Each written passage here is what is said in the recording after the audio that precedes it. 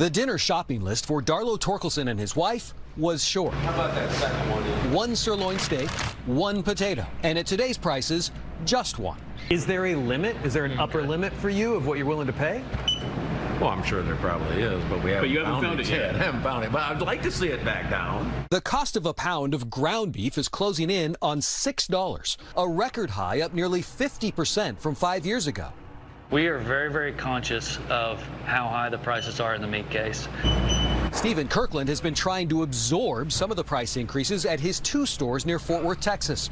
But a year ago, he could buy cattle for about $1,500 each. Those 800-pound steers this week costing almost $2,400 a piece. Just For one steer. $2,400 for one steer. Raising those steers also comes at a higher cost now, with prices up for feed, land, and financing.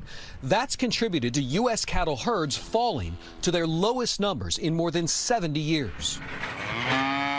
We've had a lot of drought the past couple of years, and so it's been harder and harder to keep enough grass to feed the cows. Kim Radiker Bays raises Herefords and Longhorns at Twin Canyons Ranch south of Fort Worth. She has to weigh the cost to keep the herd fed and healthy against the price they'll command at market right now. So the big thing, especially with these current prices, is if any of these are open, they're going to sale. What do you mean open? If they're not pregnant. If they're not pregnant, they're going. They're going. Because it just costs too much to feed them if you don't get a calf every year. With supplies tightening, And a cookie. the USDA forecasts beef prices to rise throughout 2025. When will beef cost too much for buyers? That's a great question, and I don't know. I don't know where it's at. But as cattle prices increase, we're left with no other choice. If we want to stay profitable, if we want to stay in business at all, we've got to go up on your price.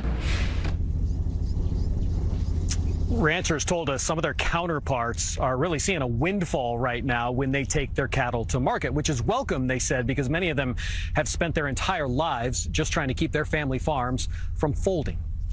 Jason Allen, thank you.